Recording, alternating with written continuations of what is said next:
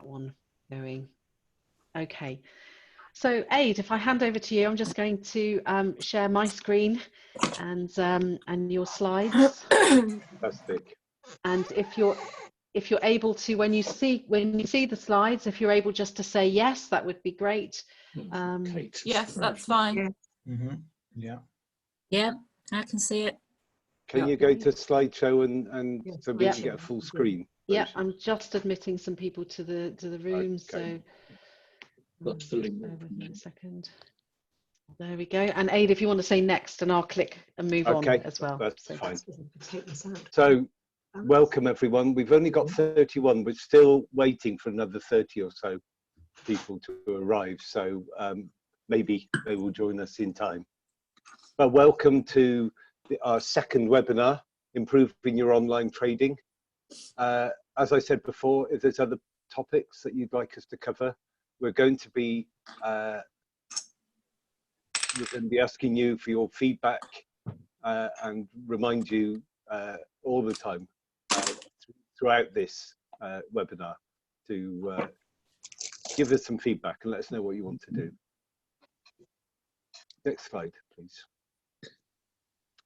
So we are the Enhanced Social Enterprise Network in Somerset. We believe that if we can get strong social enterprises across our county working together, it will improve people's understanding of social enterprise and why you exist, and why any company would choose to reinvest their profits back into their work. And we'll really hope that you can be joining our network. It's free at the moment, so please come along and join us, and you get a whole load of benefits as a result of being part of us. Okay, thanks. Bye.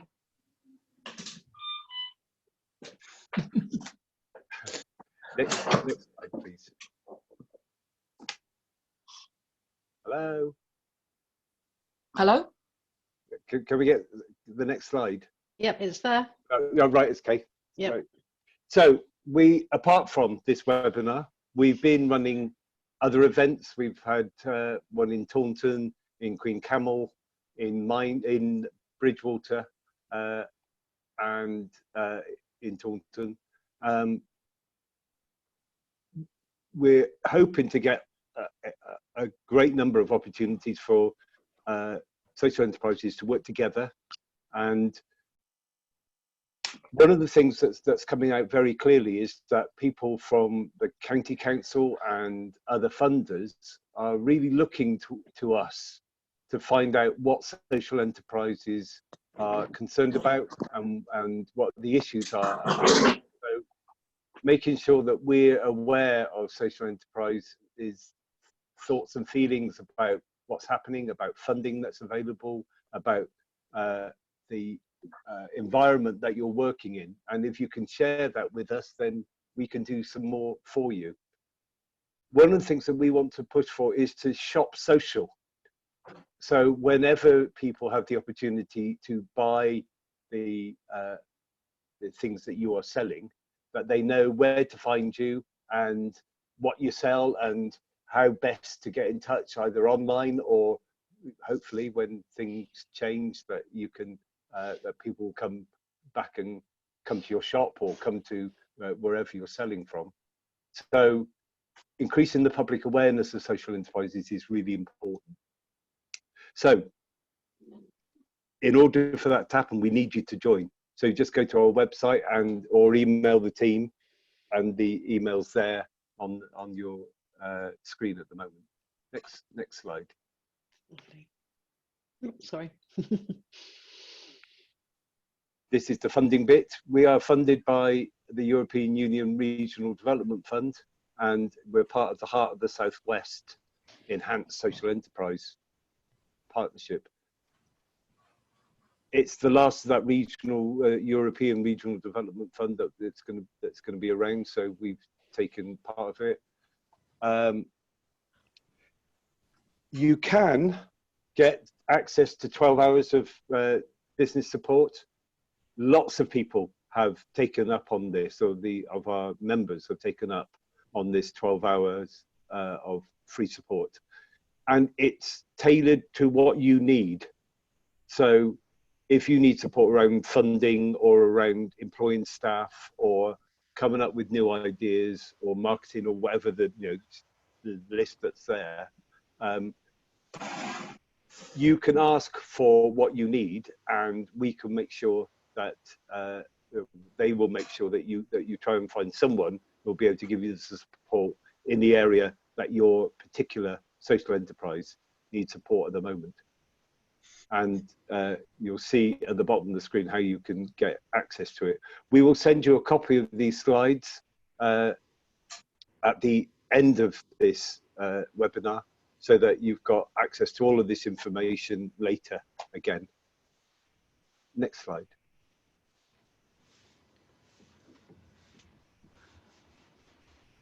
So thanks for joining the webinar today. I'll come back to this slide at the end of the webinar to remind you that we really, really need your feedback in the online survey. Oh, and Jeff is just, you've just seen the message from Jeff, but he's had access to the tailored support. And so we can try and capture that. Jeff, if at some stage, if you could let us know, write down a couple of paragraphs about what you did and what help you got, and we could share that with other people so that they get that too. So back to Kate. Lovely. Well, thanks for that, Aid. And that's lovely. So what I really want to do today is to help you to think about ways in which you can pivot your model, your way of working into this kind of COVID-19 environment. And we've all been very shaken in the last few weeks.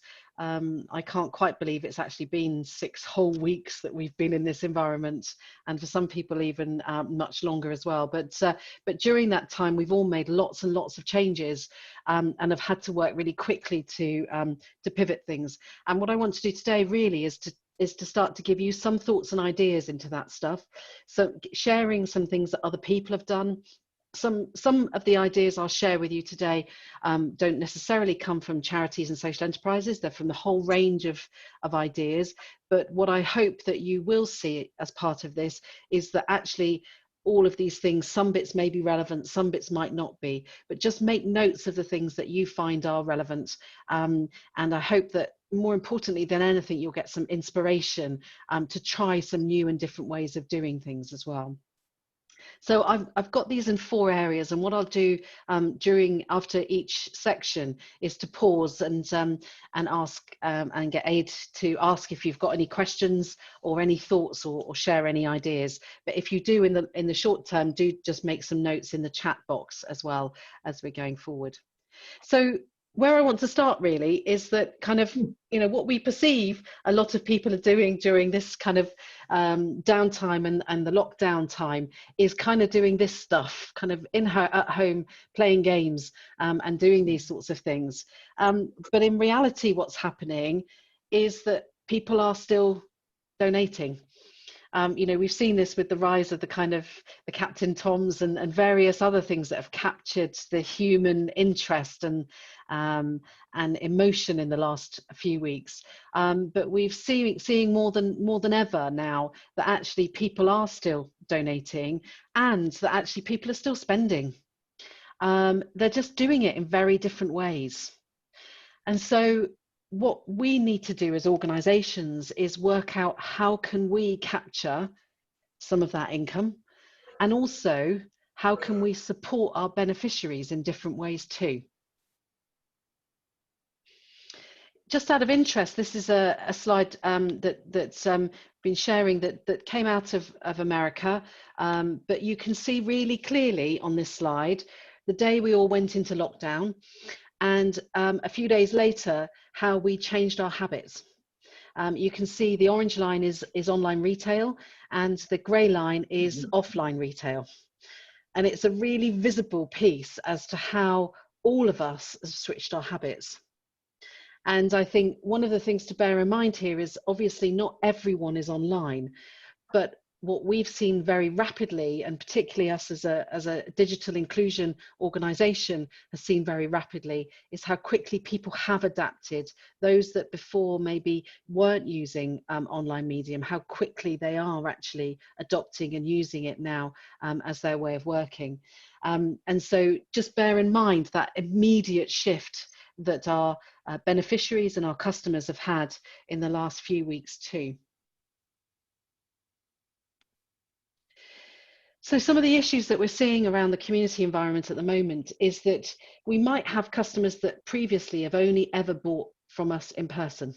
And actually it's been a significant part of their social social life to actually work with us and to speak with us and to have that kind of consultation with us. And now they can't do that. We're also seeing obviously beneficiaries that aren't digitally included. We're seeing that actually people are buying maybe less of particular things, but as I say, maybe more of other things. Also though, your community support or your product or your service might not be seen as an essential kind of support in these times. So these are some of the things that we're starting to see as issues that are happening in the particular area. But my question to you is actually, for you to be thinking about during this session is actually, are there other streams of revenue you could create during this time? Or do you need to shift emphasis on the services that you offer?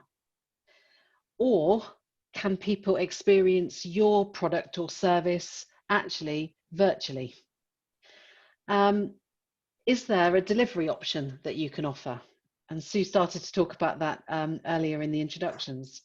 Or is it time for you to think about creating a new sister organisation or a proposition that brings in a different type of income or a different type of revenue stream whilst you're in this time? So those are the thoughts I want you to have in your mind as we're going through the session today. The first thing I want to just share with you is some of the ways that people have changed and adapted, and some of the sort of trends that we're seeing happening in the digital world. And my first one here is DIY. And from that perspective, what I mean is not hammer and nails, but DIY kits. So stuff that we might used to have sent to people in or might have sent as a whole product or as a whole service for people. What we're starting to see is that being broken down. And the example I'm sharing with you here is Lauren Aston, who's a knitter. She's a very famous knitter. She's based in Devon here. She's got all sorts of celebrity people that follow her and buy her kits. But actually what she's finding is an unprecedented rise in knitting. And her stuff is is trendy and expensive, but actually there's an awful lot of people out there for whom knitting might be an amazing activity at the moment, but they might not be able to access these sorts of kits. So thinking about these sorts of activities is a really interesting way to support people when they're at home. What we're also finding, and what I think this kind of taps into as well, is nostalgia. During this time, people have really started to think backwards about good times and the better times that have been, and knitting absolutely fits into that one. But in all honesty, providing some kits for people is one thing, but actually, how could we back up that kit environment with something else? And the example I want to share with you here is this is a cocktail bar that once this is all over, I think we should all go and meet in.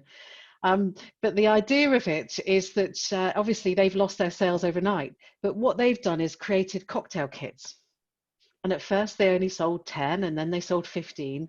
Now this week, these guys are sending out 200 cocktail kits to the local area of Devon and some in Somerset. Easy to sell, easy to distribute.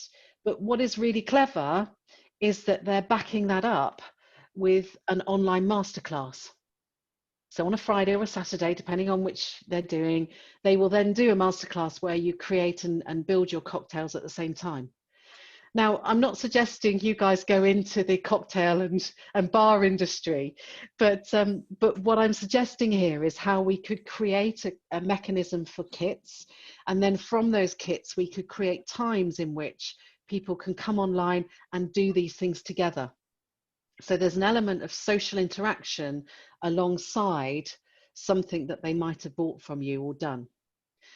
And this could be outdoor activities, it could be indoor activities. We're seeing now the rise of what's called Zoom reading clubs. So people coming onto Zoom and just reading together.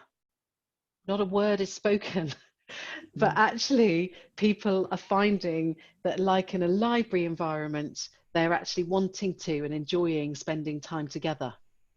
We're finding the same for writing clubs, reading clubs, all of those sorts of things. So thinking about using kits and interaction could be really clever. We're also seeing quite a lot of live streaming happening. Websites. So we're someone's saying there about wool and things. Yeah, absolutely. We're also seeing quite a lot of live streaming happening, and this might be particularly in the well-being and fitness piece, and Joe Wicks was one of the kind of key ones that kicked this off. But also we're seeing quite a lot of local people doing this as well. And this example here is a guy in North Devon who's doing yoga classes every morning, 8 a.m. But the point of this is you might have in the past been running gentle exercise classes and things for older people, but these can now still be run via Zoom or live streaming on Facebook or Instagram. It's not difficult to do, but it's a really lovely way, again, to get people to come together. I belong to just a little exercise class in Clumpton, and now on Fridays on Messenger, we run just a little exercise class that is more of a social than it is an exercise class, but it is a way in which we get to see everyone, see somebody different, and build in that piece too. And we're also starting to see this happen quite a bit within the sort of more religious area as well. And again, I'm not suggesting that you start to do these, but as an example, particularly for the older generation, we're seeing an incredible amount of live streaming happening. And the reason I'm sharing this one in particular is that this is something that that my mum has been doing quite a lot of. She's 83. She's very religious, and she now watches the Pope do live streaming every morning with his environment. So sorry, I can just hear some background noise. So hang on a second. I'm just going to, if you're chatting, if you're able to just mute yourself, that would be helpful. Lovely. Okay. So yeah, so live streaming of services and those kinds of things have become really, really popular and really worth looking at. And in fact, in my mind, this has been the key change for older people to get online. We're also seeing quite a lot of tutorials being run through Instagram and through Facebook, through the stories mechanism. And if you don't know much about the stories piece, we can cover that in future workshops. But what we're starting to see is actually some really in-depth learning that's being carried out in that environment. And the one I'm sharing with you here is the paint organisation, Farrow and Ball, if you've heard of them as paint people. And every day they put up an incredibly detailed explanation of colours and what goes with what and what paint schemes work well in what environments. So we're starting to see that happening quite a lot, and people really gaining followers in that piece. So it's worth you thinking about, could you do something similar in terms of cooking tutorials or gardening tutorials, those sorts of things. We're starting to see also the garden scheme, the National Garden Scheme is now going to be delivered by live stream this year. So whereby you can then watch someone's garden as they do a tour of their own garden. So those kinds of things, again, we could replicate on a very local level. We might encourage people to do their own kind of gardening stories, maybe just video them and share them, or do them as a live piece as well. We're seeing also the rise of gift cards and vouchers. People are still having birthdays and anniversaries and celebrations. So it might be the time and opportunity now to offer a gift card or voucher scheme where someone could buy your service in advance of all of this time frame being over. And this could be very simple for you to do. It might just be that you take a transaction and you offer a voucher guide back, or you know, a certificate that you could create via Canva or just via Word that you're able to accept in lieu of payment in the future. And what some people are starting to do is actually offer a bit more of an incentive, that it's not just the value of the voucher, that it's value plus. So you can see here, obviously you can see my my lean towards alcohol in these times, but you can see this one is about that actually you get £2 for every £1 of voucher time in this particular one. But are there ways in which you could do that and offer a voucher and offer something extra as part of it? We're also seeing the kind of the box methodology that's happening, so alongside kits but boxes, and we're seeing things like you know, meat boxes and veg boxes going through the roof in terms of revenue. I've been working with a baker in Cornwall whose revenue has doubled by the ability to create bread boxes. So instead of selling bread by the loaf, he's actually selling boxes, so weekend boxes, weekly boxes, and it's been so much easier for him to sell in that environment. So think about boxing stuff up and creating value in there. Darts Farm, I'm just sharing this one because I think they've got a lovely idea of send some cheer boxes. Which is the idea of selections of hampers, you know, we used to call them in the old days, but creating something that actually people can send to someone just as a gift or as a cheer up piece. So helping people to develop that could be quite powerful. And also we're seeing quite a lot of contact-free delivery and home delivery and those sorts of things. And I'm going to dig into this area in a bit more detail, helping you to understand how you can take payments better in these sorts of environments as well. There might also be an opportunity for you to offer free content on whatever social or website or any platform you want to. Do you have some content that you could start to build and therefore build your followers and your reputation in this piece? And I'll pick up at this piece as well at the end, but just some thoughts now. So I'll just stop there and pause for a moment and hand back to Aid and see if you've got any questions or answer some of the questions I can see that are coming up on the group chat as well. So over to you, Aid. So what we've been looking at is new ways of working. Our village shops and village halls, and certainly some of the dairy enterprises have had a way of working, and we're going to be presented with new opportunities. So how can you promote your business online? How can you sell your products online in a way that adds value, or a level of interaction online that encourages people to return to your site and reuse it again? Yeah. So has anyone got Jenny talked about nature craft kits that they've been running. Jenny, could you share something about the nature craft kits that you've offered? So Sarah's here as well, but we work with disadvantaged families, and so this is funded work. We already had some funds left from something else, and we've started putting together packs which are being delivered by a local community centre to vulnerable families in Taunton.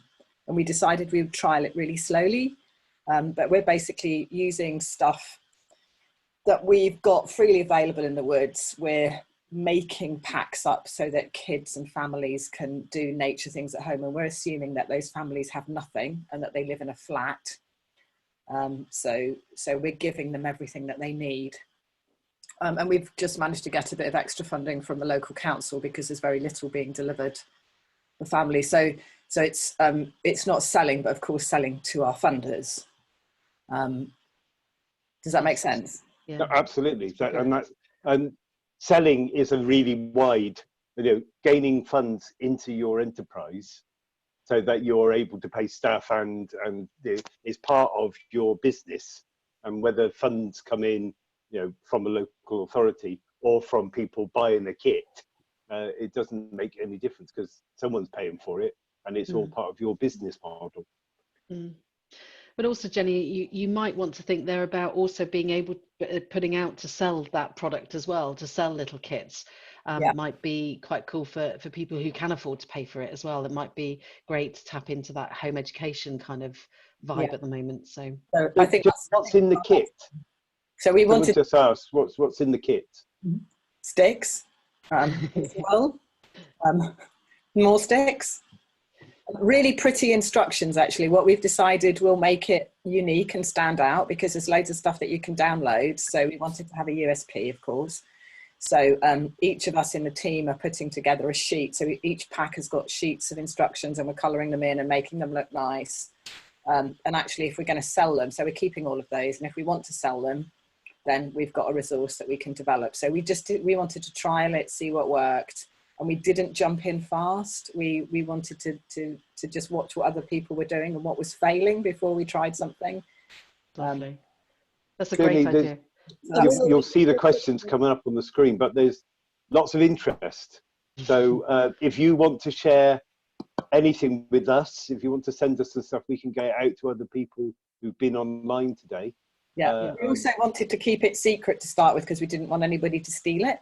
Of course. But when you're ready, and if you want to, even just to the people who've attended the webinar today, then we can try and support that. And make sure that you get as much so what we were thinking of doing next was running some training to teach other people how to put their packs together. Brilliant. That's good. That's a great one. But also what I was just wondering, Jenny, from your perspective and for others when you're thinking about kits, is that piece around how could you actually start to create a social environment around that? So could you have a virtual campfire where you have a certain time and you could then be showing how to make that kit, for example? Those kinds of things add points into the week that could be quite powerful in that piece. So that would be great. Yeah. Thank you. That's great. That's a great idea. Lovely. That's good. Okay. Is there anybody else who is thinking about taking their business online and want to talk about that to the rest of the group now and maybe get some ideas or get some feedback immediately from Kate? Nothing coming back. Hi, it's Jojo here. I'd quite like to. Is that okay? Yeah. Of course. Yeah. Hi, we're from Interwoven Productions. There's three of us here today, Jules, Beck and myself. We're creative placemakers. So that means that we normally go to place and work with communities of that place. And do whatever that community would like to do. In fact, just to creatively celebrate their street. Clearly, our face-to-face work is not happening right now. But we are developing resource packs that allow any family to really make that extremely hyper-local. So from street level right down to house level.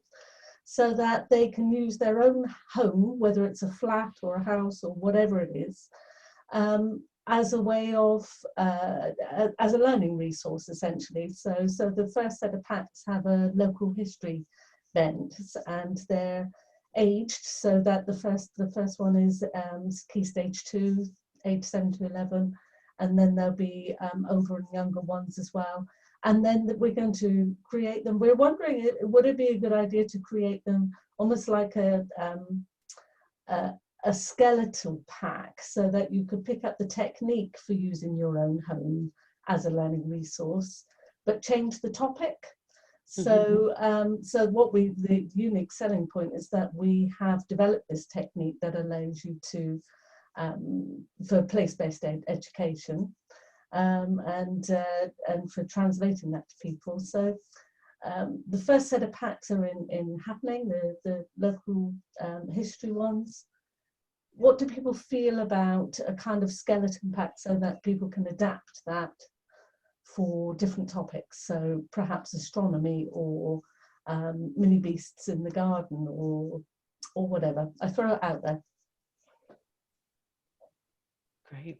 I think it's a great idea, Jojo, and I think it's it'd be fabulous if you're happy to share a link or some contact details that people could get in touch with you afterwards if they'd like to, you know, work on that. I think it's a great one. So thanks for sharing.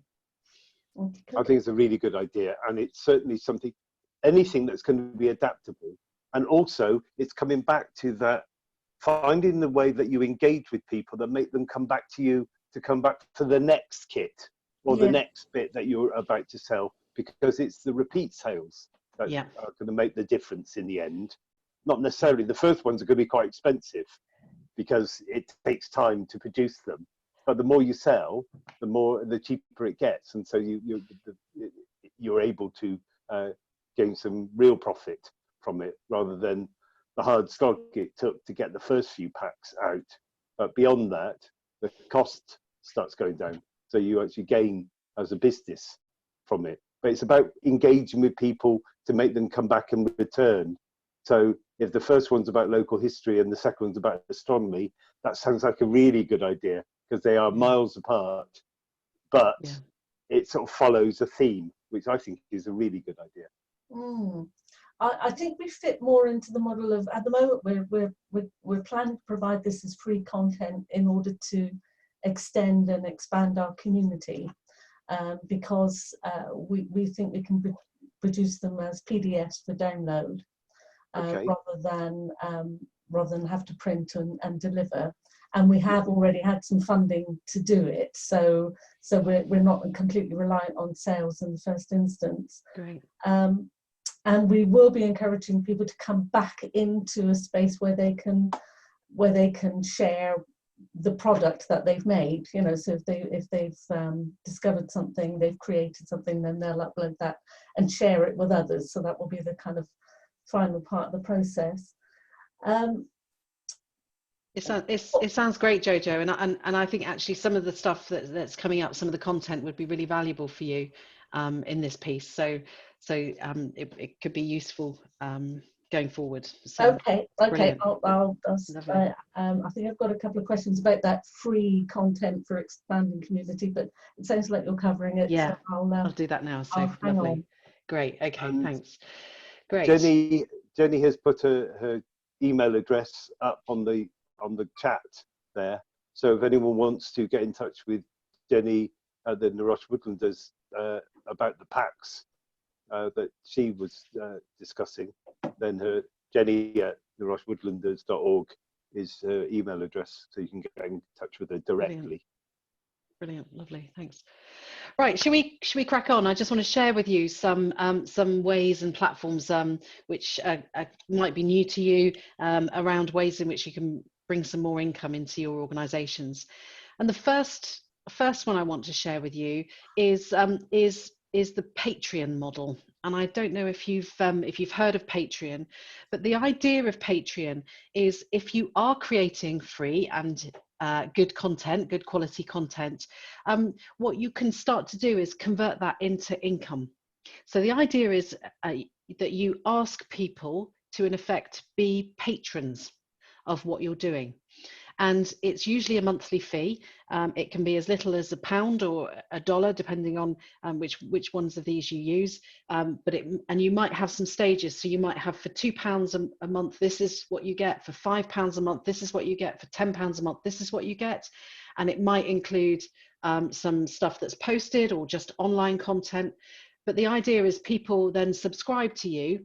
They pay a monthly fee, and as we know, it's as hard to get someone to pay a monthly fee as to pay one fee. So getting people to subscribe is a really powerful income generator. And then you then promise to provide them with certain content, and off you go from there. So it's a really powerful model. It works across the world.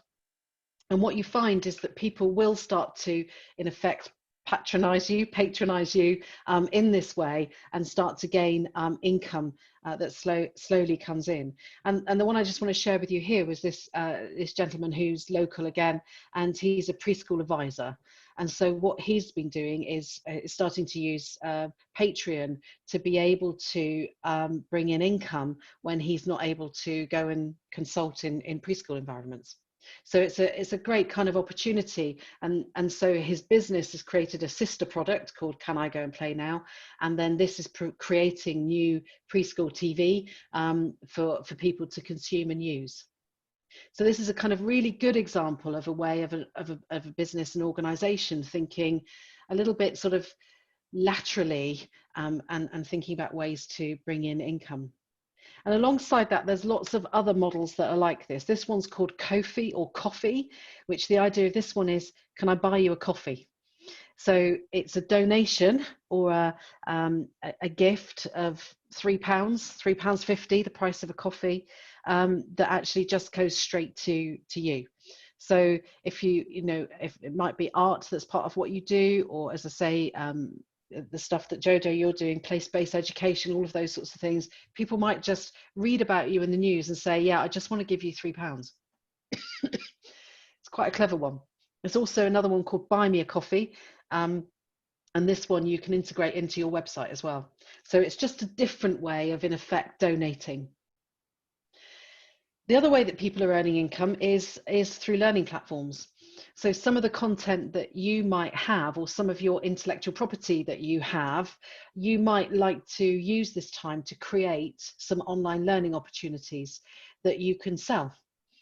And these, again, once you've created them, as Aid said a moment ago, once you've created them, they are then content that you can keep selling. And if people buy it, they buy it. If they don't, they don't. But at least you've got some content there that has value. So looking at particularly ones like Udemy and Skillshare are really powerful in terms of sharing this kind of content. There's another one that I'm looking at the moment that I quite like, is called Podia. And it's an interesting one to look at in terms of kind of particularly monetizing that piece as well. So online learning is a really big deal now. It's what we're all turning to, and people who particularly have been furloughed are using their time for learning, and it's one of the things they can do whilst they're furloughed. Obviously, I'm not going to touch on this too much, but opportunities to maybe look at doing some crowdfunding. And there was on the news yesterday, I don't know if you saw on the local news, there was a really interesting theatre company that crowdfunded and got £6,000 in the space of a few days to enable their theatre project to continue. So, using crowdfunding in this time of crisis might be a really good place to pick up stuff. So those are some of the thoughts around some of those new platforms. If it's okay with you, I'll just carry on a little bit and talk about some ways in which you can accept payments as well online, and then I'll pause if that's all right with you. So the first one is obviously thinking about using fundraising platforms. So ones like Virgin Money, Just Giving, Everyday. We've got loves and hates of all of these platforms. But one of the things I would encourage you to think about is which one you might get the most income from, and the link I've got at the bottom here will help you with the most up-to-date information on that. But also, what is the one that your customers or clients feel the most confident using? So don't dismiss some of the big ones on the basis that you don't like them particularly. Just kind of have that thought process of which ones work well for your customers and their market as much as works for you.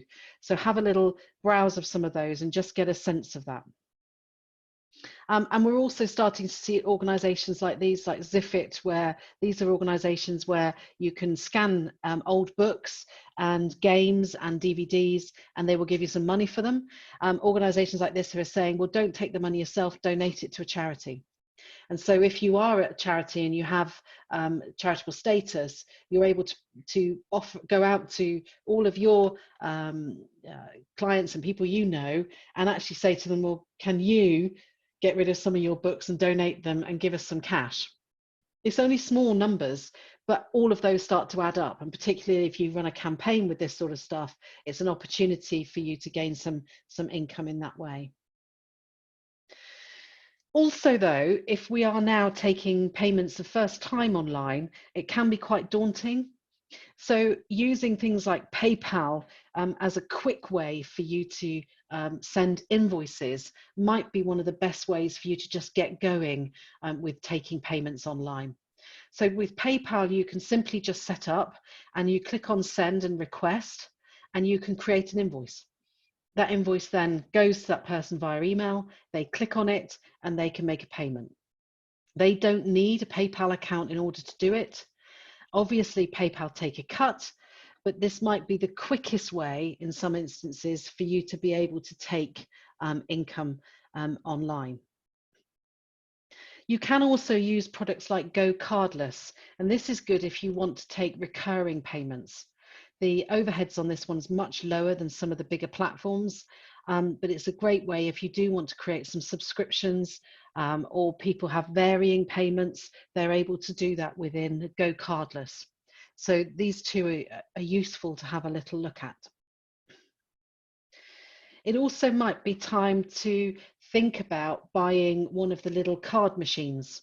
Now these have come down very significantly in price.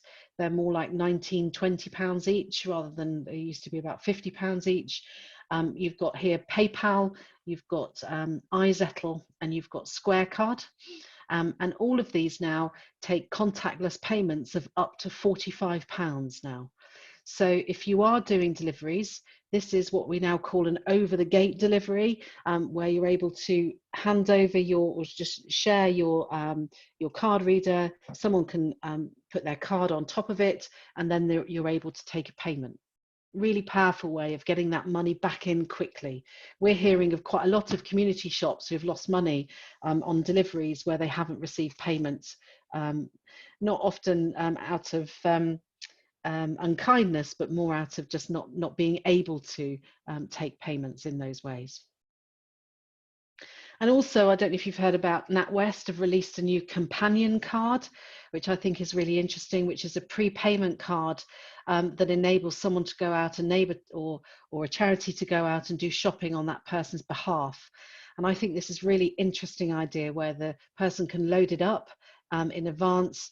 There's a certain number spend that you can make on it, and then it has a separate PIN number. So you're not sharing PIN numbers with community people or with volunteers.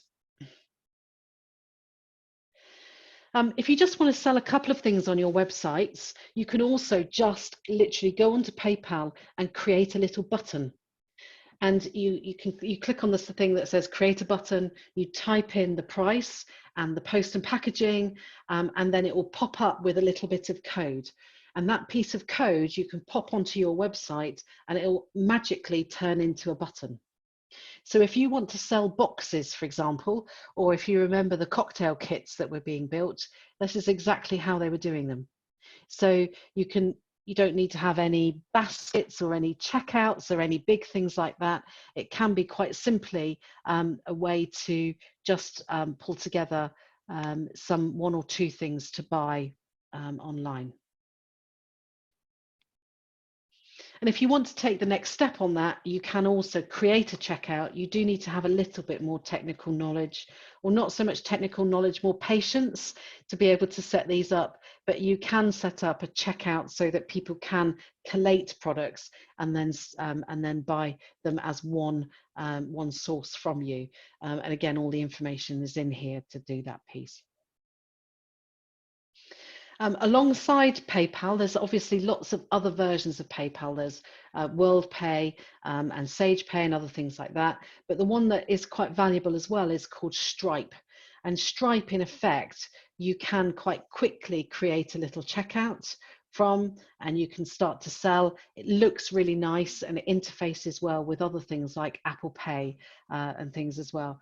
We're finding now quite a lot of older people, their children or relatives have now set them up with Apple Pay because often they do have a smartphone, and particularly now ones with facial recognition or thumbprints, they're actually finding it quite easy to make payments in that way.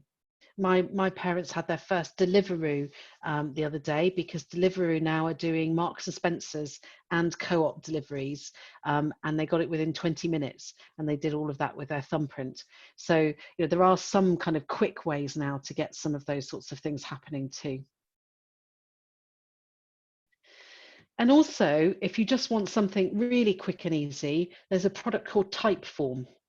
And Typeform allows you to create, in effect, an order form, and people can click on what they want, and then you can take a payment from Stripe or through Stripe. So really, really quick and easy ways of just being able to pick up information. You can change it regularly, so you could change it with what's in this week, and then people can click and take that payment straight away. It's a lovely interface and background as well, so it's worth having a look at Typeform. Card is very similar to Typeform, not quite as pretty, but allows you to do forms. And if you do want to go to that kind of next step, one of the things I would suggest you have a look at is the one that's right in the middle there, called Shopify. And Shopify, it's about £12 a month, and it allows you to sell very quickly and easily online. And the interface is very beautiful. So it looks very professional. It has a great content. And if you have got products that you do want to sell, you could set yourself up in Shopify. You could run it just for 3 months if you wanted to, but it gives you that ability to quite quickly take in income and money going forward. And then we've got lots of other sites that allow us just to create a quick website for the here and now.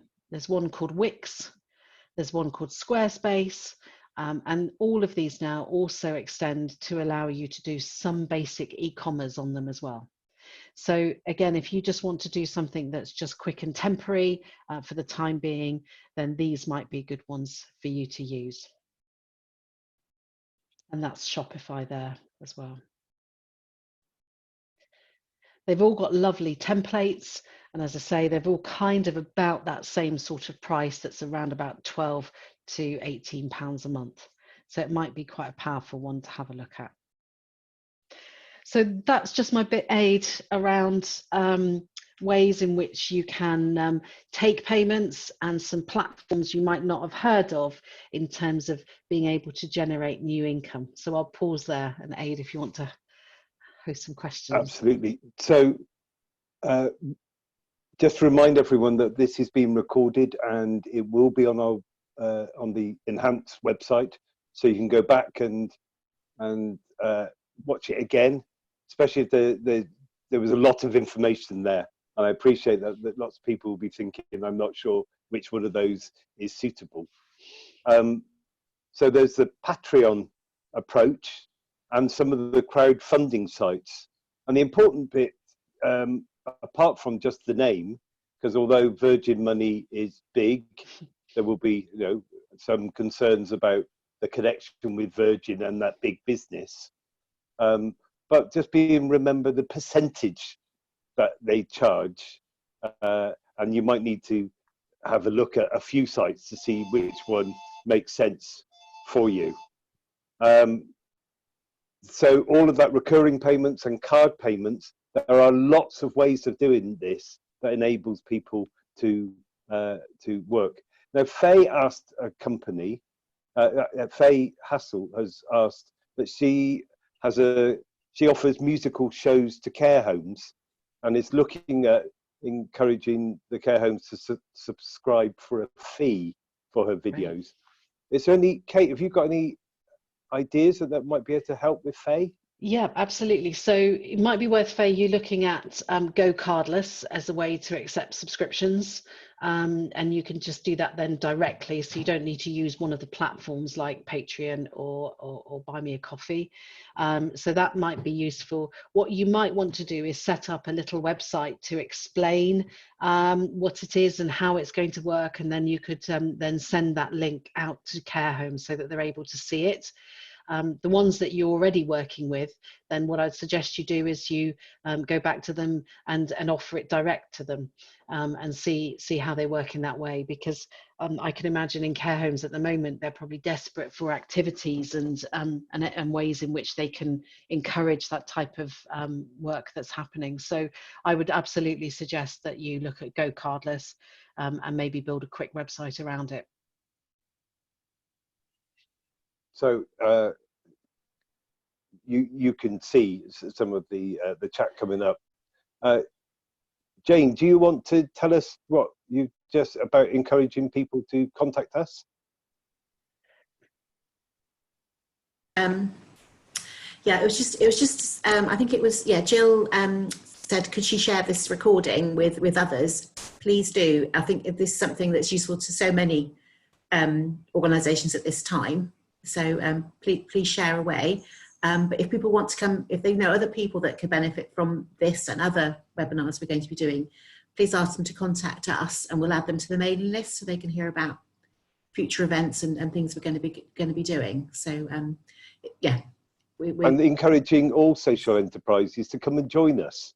Absolutely. Because it's actually, this is exactly the way that we want the enterprise network to work, is by people sharing ideas, and by sharing your idea, people get a better understanding of how they can do something better for themselves by by hearing some other people's examples. So this is exactly the reason for getting the network together. Exactly. And also, if there are things that you're thinking, actually, this is really useful, but there's more detail on a particular area I want to look at, or there's other areas that we could do in a future webinar, then just let us know, because we've got the money. We want to use it in the most effective way, really, to make the most difference for you, particularly at this time. So we just want to know what we can do that's going to really help. So please either email us or call us. The email address was at the beginning of the presentation. I think it's again at the end, Aid, I think. Yes, it will. Yes, it will. Yeah, please, yeah, just let us know what we can do. Yeah, great. Okay, lovely. Thanks, Jane. Okay, we're back on. I just thought we'd see everyone's faces again. Joe was asking if we could. So. For sure. Lovely. Thanks, Kate. Has anyone got any questions around the specific platforms or taking payments particularly? I'm looking, Judith, Sue, anyone else who runs, Axel runs community shops, any of those sorts of things. Have you got any particular questions on those that you'd like me to answer? Yes. Judith, yeah.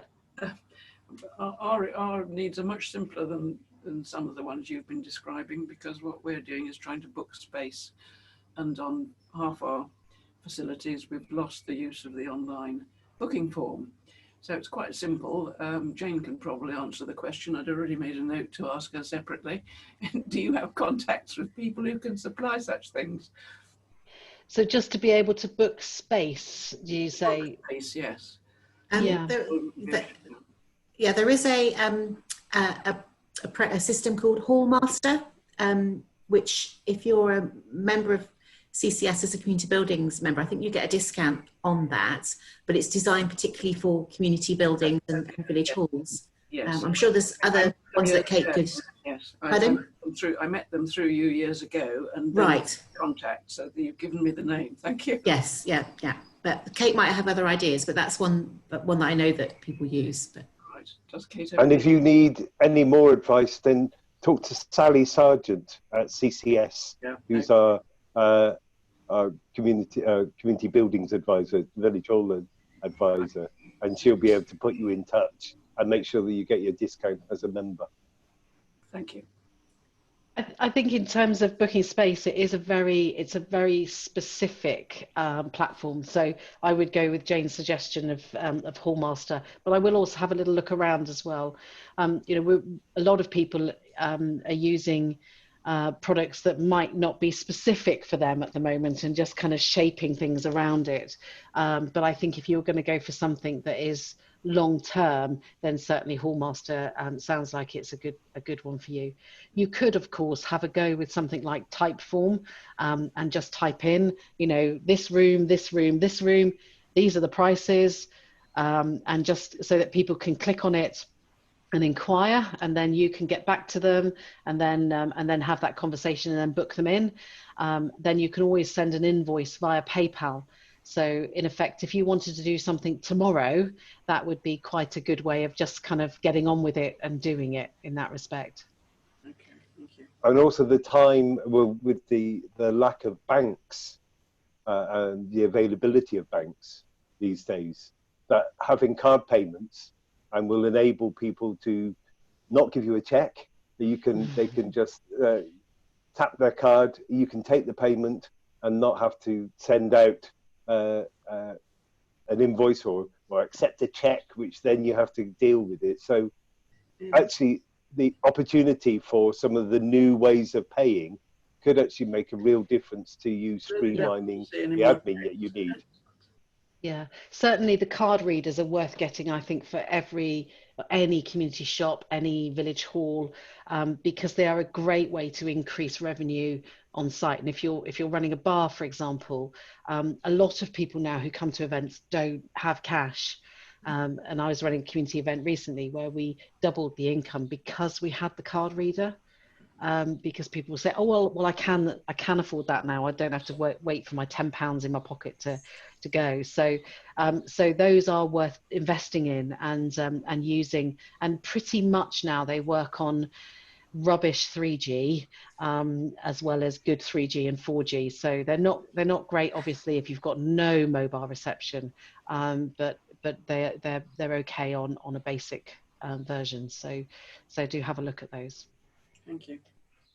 Has anyone got any other questions around sort of payment mechanisms or how those platforms work or any of those sorts of things? No. Hi, Debbie. Nice to see you. Just joined in there. Hi. Lovely. Okay. So what I'll just do now is a last little piece around maintaining contact and ways to kind of use your social media and ways to keep in touch with people, either beneficiaries or clients going forward as well. So one of the things that I'm sure you've done, but is worth really reminding you to keep an eye on, is actually reassuring, communicating with clients. When we first hit this kind of COVID piece a few weeks ago, we all kind of went into our own little bubbles. And the first thing that almost disappeared was actually client communication. So just one of the things that's worth checking is if you do have a website, make sure that you've got some information on there about how you're operating in the COVID environment. Are you operating as usual? Are you operating with reduced hours? What are the things you're doing? And also send out an email to your clients if you've got an e-newsletter list, reminding people that you're there. Some people are just doing a little quick video. Hi, we're still here, we're still working. If you want to buy anything, this is what we're doing. So it's a great way to just, and I would say there isn't any way you can over communicate on this piece at the moment. So do try to keep that information flowing out to clients and beneficiaries. Also, what we're finding as well, particularly in the community world, is that people want to know how your staff are and your volunteers. So if they're used to working with a particular person, they actually might be quite worried about how their health is. If you furloughed people, how they are. So it's worth also just getting a sense of from their perspective, and it might be worth you just letting some of them know how they are doing. You can obviously do that through social as well, and just kind of keep, if they are furloughed, are they okay? Are they learning? Are you giving them an opportunity to learn? And if you are, then share that information with them. But do bear in mind that if you have furloughed staff, they cannot do their own social media through your channels. It would have to be you doing it, but you might want to just let people know. This is a really important one, this kind of concept of just checking in. So some of your key clients or some of your key beneficiaries, obviously just a call. How are you doing? What's going on? Some people might have said, I don't want to speak to you at the moment, or I don't need your services at the moment, but just a little call is really powerful. People's minds are changing really quickly over this period of time. So, so do just check in with people. And also, bear in mind that not everyone is digital. So using the phone sometimes might be the best approach. For other people, it might be the worst thing. And it's not fair to say now that older people don't use digital and young people do. Actually, a lot of older people are getting an awful lot of value out of using an iPad, a tablet, FaceTime, Zoom, all of those kinds of things. But if you do know people who are really struggling with digital, then think about ways in which you might want to support them using phone lines as well. And spread some cheer. The idea of the cheer boxes, I think, is really powerful. But actually, through your social media or through your ways of working with people, are there some things that you could do that might surprise and delight some of your clients or some of your beneficiaries? Something a little bit extra you can do, something you might want to choose to nominate someone to do. All of those things could be really powerful alongside that. I don't know about you, but I'm a little bit quizzed out now. I've attended lots of family quizzes, but people are really loving the quiz life. So is there something you could do in your village or your community where you run a little quiz? Again, you can run this through Zoom or through Messenger or through Teams or through Google Meet or through any of those platforms. Someone mentioned there's been a lot of backlash about Zoom, but I do have a guide to help you run a Zoom call safely and securely. So you can have a look at those sorts of things, but it might be a really fun thing to do in keeping people included and working together in that way. And talking about all these different platforms, one of the things I'd suggest you do is spend a bit of time on each platform so you do feel comfortable with them. One of the key pieces of advice we've been giving people is use the video communication that suits the client. We've been here, lots of people are saying, oh, you can't use this product, you can't use that product. Actually find out what your clients want to use. Is it FaceTime? Is it WhatsApp video? Whatever it is, you need to feel comfortable to use that. And usually once you're comfortable in one environment, you can kind of find the buttons that work for other ones. So just kind of spend a little bit of time, maybe with other volunteers or other people, and just become familiar with them. I've just put a word of warning there in the middle around Skype for Business and Skype Personal. These two products, they're both called Skype, but they are two different products. So they don't work well together, which is really difficult and a pain. So just be aware that if someone does ask for you to contact them on Skype, you know that if they're using Skype Business or Skype Personal. Just a little kind of piece of advice there. The two that I've got down the bottom here, which is Teams and Google Meet, these two here. Teams is Office 365 or Microsoft, and Google Meet is obviously Google. Both of those now are free to use for anyone. So if with Google Meet particularly, it's all browser based, and it is with Teams actually now as well. So those two might be worth exploring in a little bit more detail to give you a sense of whether those feel more comfortable for you as well. Before I move off that slide, does anyone have any questions about online video conferencing? Okay, for Teams, do they have to have a Microsoft account? No, they don't, not at the moment. So you might need to have one to set it up, but they don't need to have one to receive it. Cheers. Yeah.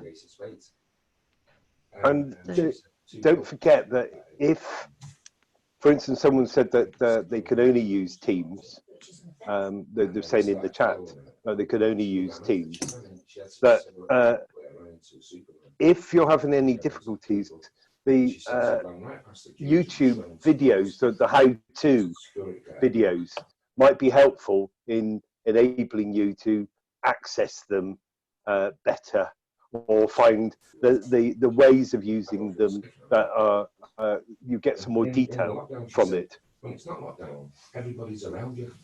So I'm just hearing someone. I'm just hearing someone talking in the background. If there is someone talking, if they just want to mute their mute their microphone a second, that would be really helpful. Lovely, thanks. Great, thanks. Back to you, Aid. Sorry, Kate, can I ask, does Teams work on a mobile phone? Yes, it works really well on a mobile, actually. Right. Teams and Zoom works, works really well in that environment. So, yeah. The other two I've got there, which is the Cisco, which is WebEx, and GoToMeeting. They're kind of a little bit more old school, but they work well if you've got lots of people on a call. So just bear that in mind. Any other questions on those tools before I move forward? Just quickly on Teams. Yeah.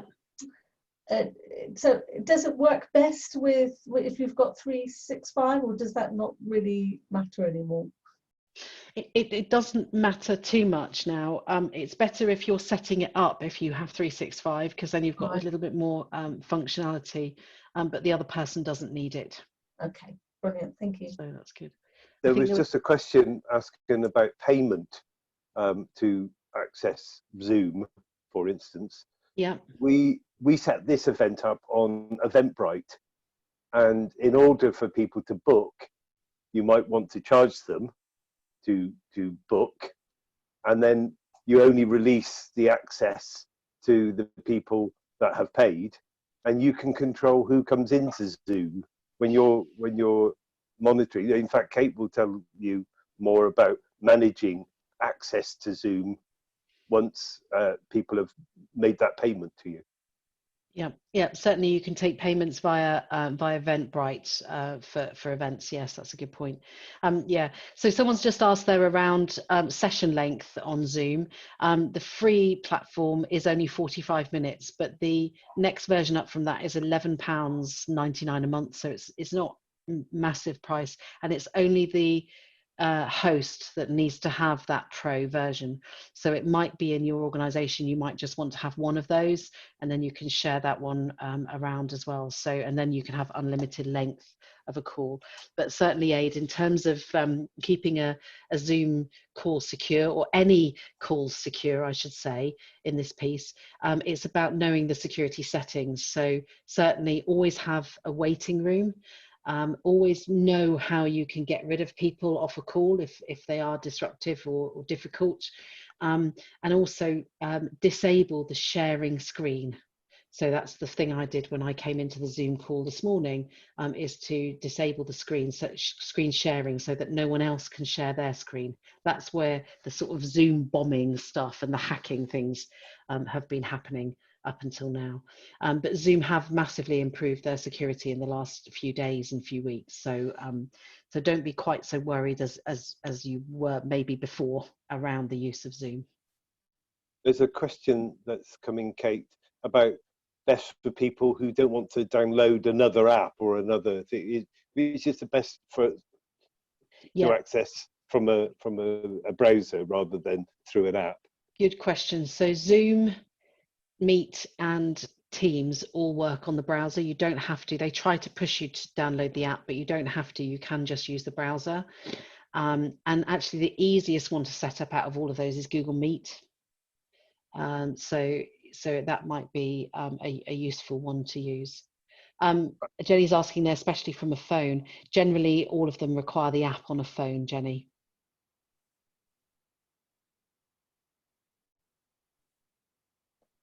Okay, so we've got about 10 minutes or so left. Lovely. So. Okay, so I've only got a few slides left, so that's good. But I'll just share some other thoughts with you if that's helpful, and then we'll open to questions again. So, so some other thoughts I've got here is around, actually, is this an opportunity for you to create new content? And actually, it's something that Jojo was talking about and Jenny was talking about at the beginning, really. You know, regardless of what industry you're in and what community setting you're in, actually, you might want to create some homeschooling templates, some stuff that people might use. You know, and it might be around health and well-being, it might be around food, it might be recipes, any of those sorts of things could be really powerful at the moment to create. And alongside that, there's a lot of good products here, but there's a great product which is called an ebook, which allows you to create something that isn't just a PDF. It feels a bit more glamorous, a bit more professional than a PDF. It has more interactivity. So you might create something and then you can roll over an image and then up will pop a web link or a video or some music. And so these sorts of things might be really useful if you are thinking about creating something that feels and has more value. If you're a Mac user, iBooks Author, you can do that in, or if you're not and you want to use something for free, Flip HTML5 is a great one that you can use as well. So have a look at some of these little products and see, is it the chance for you to build something that's quite nice.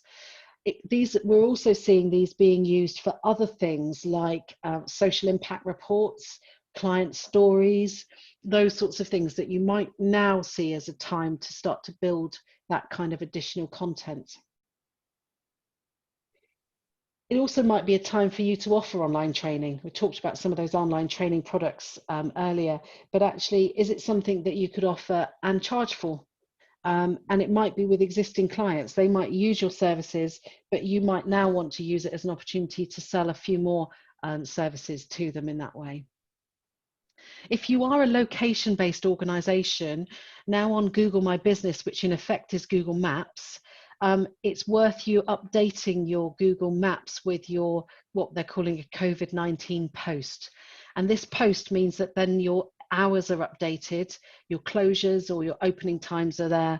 And it's really useful at the moment to do this piece because it will also help your search engine indexing as well. And I've given you the link there that I'll share with you when we share these slides out for you to do that on your Google Maps as well. It also might be the time to develop a little what we call an intranet, which is a really simple website that might be valuable for your volunteers or staff to use. And you can do this through a product called Google Sites that's free to use, or Office 365 intranet sites. That if you have that license that's available as well. And this might be a great piece for volunteers or people that are out and about that might need to send you back information or might need to download forms. You could create a little site that enables them then to download the most up-to-date and the most accurate forms and enable them to use the right ones in the right place. In terms of social media, what we're seeing quite a lot of is obviously a lot of support for the NHS and other key workers. So you might want to include some of that content into your own marketing efforts. We're seeing quite a lot of positivity around the elderly. And obviously Captain Tom has kind of championed this, but if you do work with elderly, it's really worth putting that out on social at the moment because you're getting an awful lot of kind of positives and support and shares around that stuff. You might also want to bring into your messaging something around social distancing or staying safe or keeping safe as well. So think about ways in which you could incorporate that into your message. And kind of really think about ways in which you can be empathetic. Think about the importance of actually you sharing with your customers and with your clients, actually ways in which you can kind of feel like you're part of that community. So creating little what we call infographics like this, or little statements, and encouraging people to share those through their social can be really powerful too. So I just suggest that instead of in social just being broadcasting all the time about what you're doing, maybe think about ways in which you can encourage and bring these sorts of messages forward as well. So, my last one, spread positivity.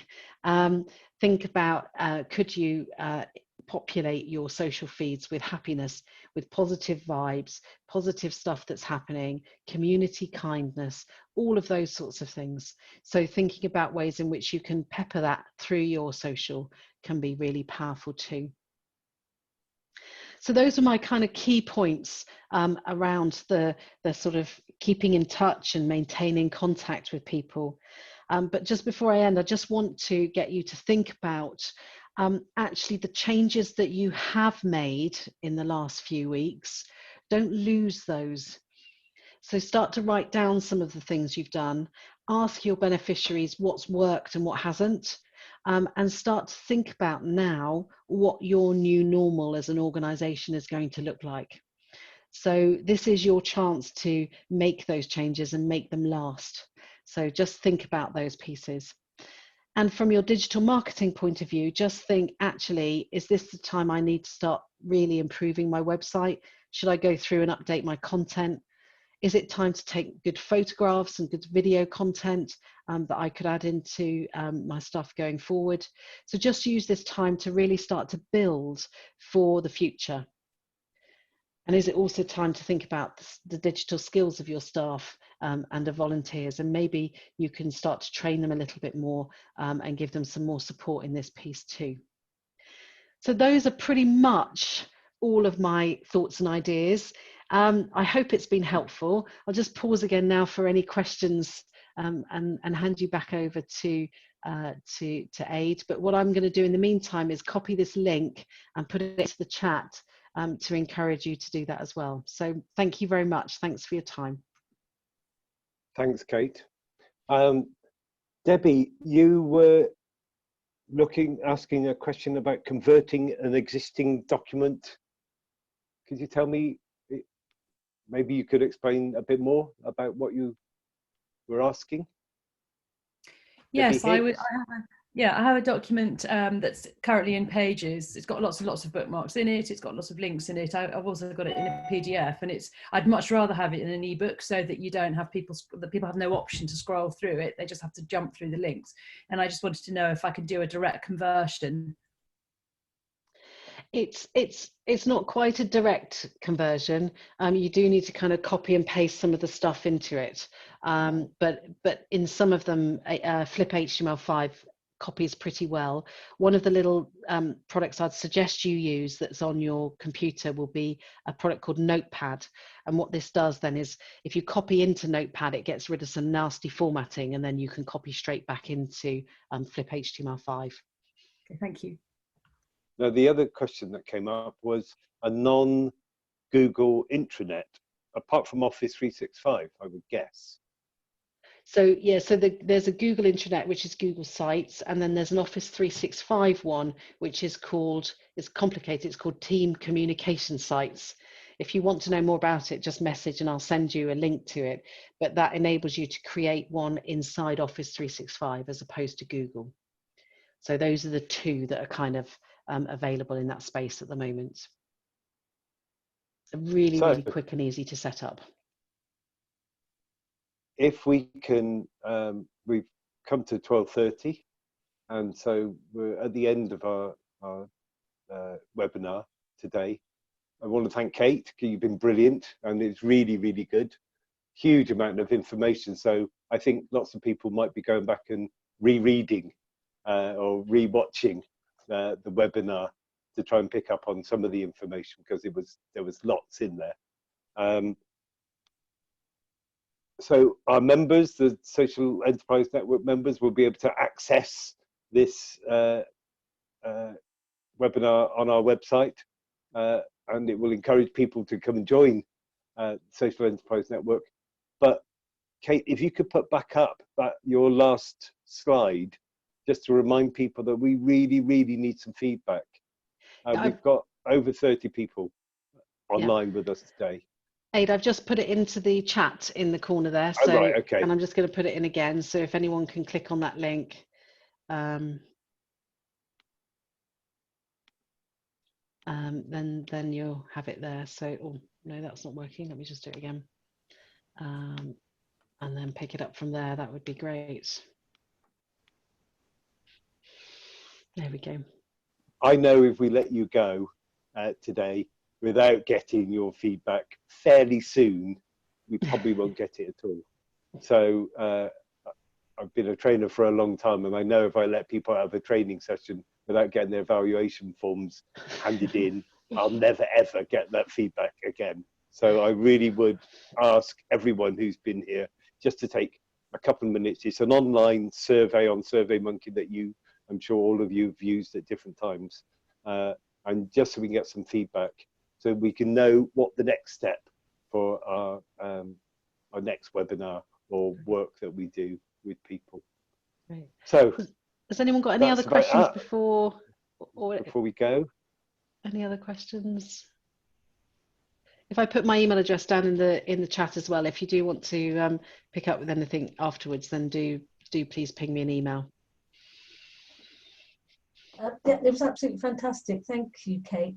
I think I will email you again. I would like to explore more about techniques of expanding your community through social networking in particular, in order to, you know, grow your community using free content and social networking. But it's probably taking us beyond here, but it's a conversation I'd like to have, or maybe it's the topic for the next webinar.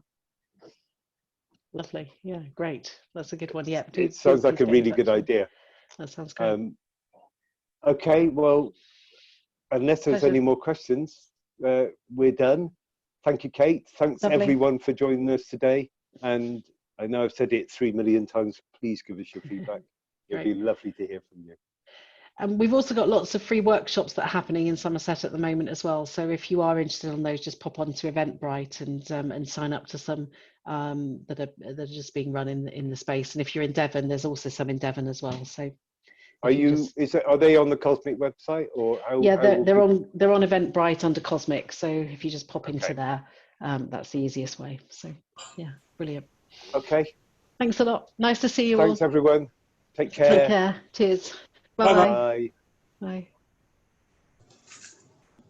Thanks, Kate. Good to see you. Thank you, and you too. Nice to see you. Thanks a lot.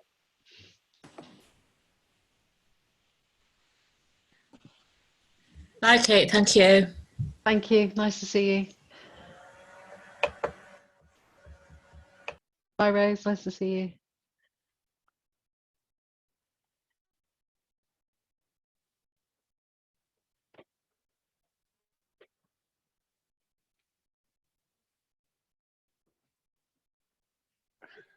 Right, we're down to just a few left. So that was really good. Really good. It worked. Yeah. And Kate, you're brilliant. You're really good at this. So thank you for holding our hand through this. Thank you. No, it's a pleasure. We've not used it before, so I really do appreciate it. It's a pleasure. Chris, do you think it was useful? Was there anybody else from Torbay? I don't think there was there? No, there wasn't, but I think it was so useful that I'm going to be twisting Daphne and Gareth's arm to ask Kate to run it again in Devon. Good, good. Because there were so many things in there that I was thinking, oh, I must tell that to so-and-so, I must pass that on to so-and-so. And I very quickly thought, no, there's way too much here to do this.